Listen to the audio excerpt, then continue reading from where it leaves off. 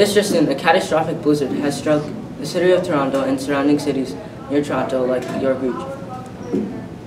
Yeah, another strong blizzard has struck Ontario, and this one may as well be the worst. Let's go live on location to Alejandro Navarro, who is standing by and who will fill us in on more of what is happening. Thanks, Nevin. The blizzard has hit many cities, and I'm standing in one of the cities, Toronto. I'm here with two people whose homes are now buried in ice and snow, Jermaine Tabia and John Olito. Now, Jermaine, what happened to you when the blizzard hit? I was heading back from the movies with some friends, but then all of a sudden, the blizzard hit, and my car stalled, and we drove into a ditch. Thankfully, we were all fine, but my car got wrecked, and my friends and I were freezing. The first decision we had was that we needed to find some shelter, some place to stay, and to stay warm. We saw a community center. We weren't the only ones there. There were many others trying to wait out the storm. All right, and what about you, John? I was walking back from school with some friends while there was a snowstorm. Then it started to get very windy, and then it turned into a blizzard.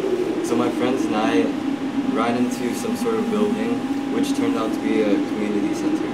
Then we found Jermaine and his friends and started making friends. Thank you. Everybody in the cities of Toronto and York Region have been affected by this blizzard. This massive blizzard started just yesterday, February 4th, 2016. Now we learn more about this blizzard back at the studio. On to you, Sheldon. Thanks, Ali. We are now here with an expert on the blizzard. Nevin, how did this happen? But what happened was that warm air must rise over cold air. There are two ways that this may happen. One way is that wind pulls cold air toward the equator from the poles and bring warm air toward the poles from the equator. Another way is that warm air and cold air are brought together.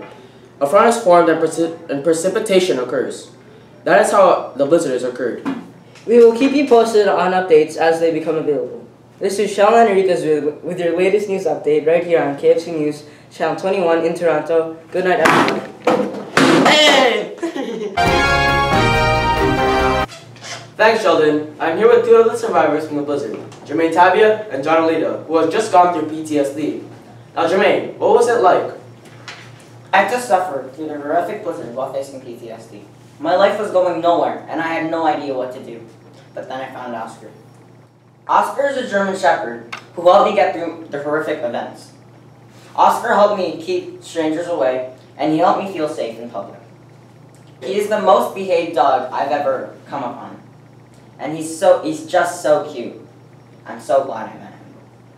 How about you, John? As for me, I met another service dog from the breed German Shepherd, and her name is Riley. I had PTSD for 1 month ever since the blizzard came to Toronto. The dog had helped me with my PTSD over the month. Riley helped me reduce my hypervigilance. Also helped me call for help in advance when I'm in trouble. I'm really glad Riley helped me through my PTSD. Post-traumatic stress disorder, PTSD, may develop after a person is exposed to one or more traumatic events, such as major stress, sexual assault, terrorism, or other threats on a person's life.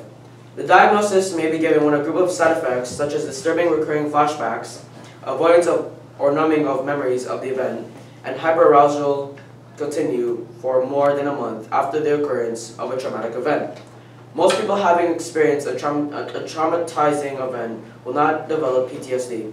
People who experience assault-based trauma are more likely to develop PTSD, as opposed to people who experience non-assault-based trauma, such as witnessing trauma accidents and fire events. We will keep you posted as updates become available.